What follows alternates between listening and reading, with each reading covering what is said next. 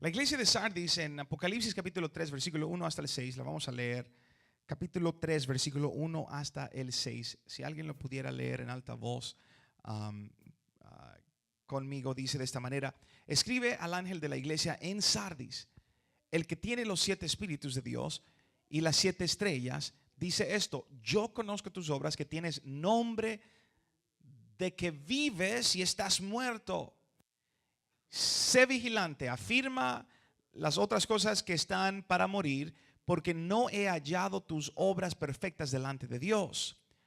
Acuérdate pues de lo que has recibido y oído, y guárdalo y arrepiéntete, pues si no velas, vendré sobre ti como ladrón, y no sabrás a qué hora vendré sobre ti.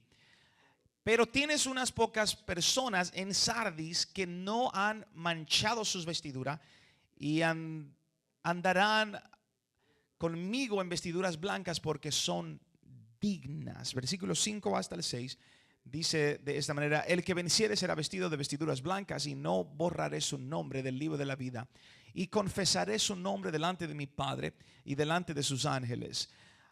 El que tiene oído, oiga lo que el Espíritu dice a la iglesia. Amén. ¿Cuántos dicen gloria a Dios? La iglesia de Sardis quiere decir escapando o saliendo. Ese es el significado, escapando o saliendo. Y corresponde, hermanos, a la era de la gran reformación de la iglesia. Y esto fue, hermanos, la reforma de la iglesia inaugurada por Martín Lutero. Ya los tiempos han avanzado y están como más cerca a nosotros en el día de hoy, ¿no es cierto? Fue entonces cuando un pequeño grupo de hombres sinceros y conscientes empezaron a protestar las maldades de la iglesia romana con sus dogmas erróneas. Y este periodo de tiempo hermanos, duró como 400 años, 400 years. Eso sucedió desde el 1500 después de Cristo, 1500 after Christ, till the 1900 after Christ, hasta el 1900 después de Cristo. So, desde el 1500 hasta el 1900 hay 400 años. En el versículo 1 tenemos, hermanos, otras palabras, o estas palabras, perdón: yo conozco tus obras, que tienes nombre de que vives y estás muerta. El resultado de la condición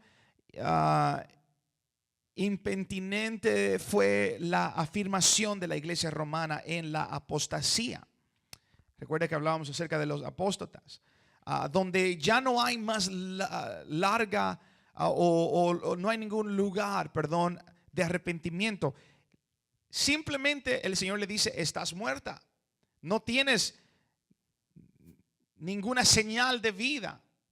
Aunque la iglesia romana como un cuerpo, hermanos, no tiene perdón, los que se apartan de ella sí encontrarán perdón si buscan la salvación. ¿Sí entendemos esto, no es cierto? Ahora nosotros podemos mirar, hermanos, los versículos 2 y 3 habla acerca de eso. Ahí es donde el Señor en el versículo 2 nos dice de esta manera: sé vigilante y afirma las otras cosas que están para morir, porque no he hallado tus obras perfectas delante de Dios. Y el versículo 3: acuérdate pues de lo que has recibido y oído, arrepiéntete. En otras palabras, pues si no velas, vendré sobre ti como ladrón, y no sabrás a qué hora vendré sobre ti. Tienes unas pocas personas, dice el versículo 3, en Sardis, que no han manchado sus vestiduras blancas. Amén. Hay personas genuinas. Dios siempre ha tenido, hermanos, esa misericordia, y siempre ha pensado en el remanente, aún con los mismos judíos, los testigos de justicia. El testimonio de Noé, usted puede notarlo, y Enoc condenó a sus contemporáneos. ¿Por qué, hermanos? Pero su fe, o por su fe e integridad en medio de la impiedad. Usted puede mirar donde había maldad, pero como quiera no fueron contaminados y se guardaron en una promesa. Amén. Y luego pasaron los años y pudieron ver de que Dios sí estaba con ellos. ¿Cuántos dicen amén?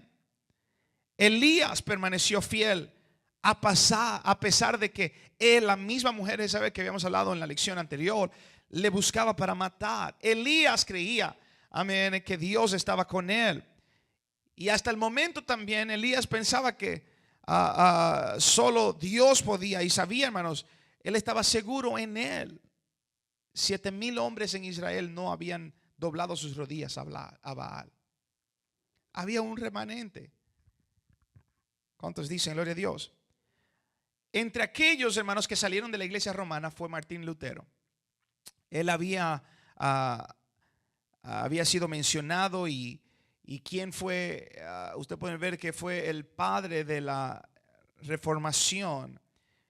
Podemos notar acerca de él, hermanos, las condiciones y las intolerancias que tenía en contra del Papa. Demostró su desacuerdo por el acto de clavar sus famosas 95 tesis en una prueba o en una puerta, perdón. Ahí es donde usted puede notar donde clava las 95 tesis Martín Lutero, en esa puerta de la iglesia de Wittenberg en Alemania. Y allí, hermanos, el Espíritu del Señor les reveló un pequeño texto que decía: mas el justo por la fe vivirá. Mientras caminaba de rodillas haciendo penitencia. Si usted puede buscar, hermanos, usted puede buscar la imagen o una imagen de él, una foto, una imagen de él, una pintura donde usted le vea a él clavando en esa iglesia, hermanos, en la puerta de la iglesia, esas tesis que él había escrito. Amén. 95 tesis que él había escrito. El Espíritu del Señor es el que le reveló este texto. Mientras caminaba de rodillas, hermanos, haciendo penitencias, aquí el poder de la palabra de Dios para librar el alma de las tinieblas. El texto encendió el fuego de la reforma. En el concilio de Worms le mandaron a retractar su protesta. Pero ¿qué hizo este hombre, hermanos? Hizo lo siguiente, la siguiente declaración: como hombre de valor y de carácter, hasta que estoy convencido por las escrituras y el razonamiento, no puedo aceptar la oportunidad de papas y concilios, porque ellos mismos se contradicen. Mi conciencia está cautiva a la palabra de Dios. No me conviene retractar ninguna cosa y proceder en contra de las conciencia. Es peligroso, hermanos. Y aquí se detuvo él y se mantuvo en la palabra de Dios. Y luego él declaró estas palabras: no puedo menos, Dios me ayudará. Por causa de sus convicciones, los hombres malvados le quemaron en el madero. Y aunque lo mataron también a él, no pudieron extinguir la llamada la llama que él había encendido en ese tiempo. Otros como Juan Knox o como William Tyndale y Juan Wesley, hombres que lucharon mucho más, hermanos, y dejaron huellas. Estos fueron soldados de la cruz de Cristo, amén. Y concebimos, hermanos, que la reformación fue una obra directa del Espíritu Santo. De otra manera no hubieran tenido éxito contra esa iglesia del Papa. Aunque antes de Martín Lutero hiciera su declaración de protesta contra las dogmas de la iglesia, el Espíritu estaba preparando el camino anticipante, hermanos. Y ahí es donde nos fijamos de las siguientes fechas históricas. En el año 1400 fue el año cuando John Wittenberg, de nacionalidad alemania también, and here you could see the image, de Martín Lutero, en Alemania inventó la imprenta. En el año 1400, 1400, fue cuando John Gutenberg, de esa nacionalidad, hermanos, inventó la imprenta. Y el primer libro que fue impreso fue la Biblia. Cuando la ayuda está facultada con la Biblia, fue imprimida y distribuida en muchas partes de Europa. En el año 1492, Amén. En el año 1942, Cristóbal Colón descubrió la tierra nueva destinada a ser el refugio para los protestantes, y el pacto de Mayflower estableció la libertad religiosa. También en el año 1517, solamente 25 años, amén, después de Colón, Colón descubrió América, Martín Lutero hizo su famosa propuesta contra la iglesia. Y ahí en el año 1620, los peregrinos ingleses llegaron a la tierra nueva, donde gozaron de plena liberación religiosa. Y aquí culminamos, hermanos, también con esta iglesia.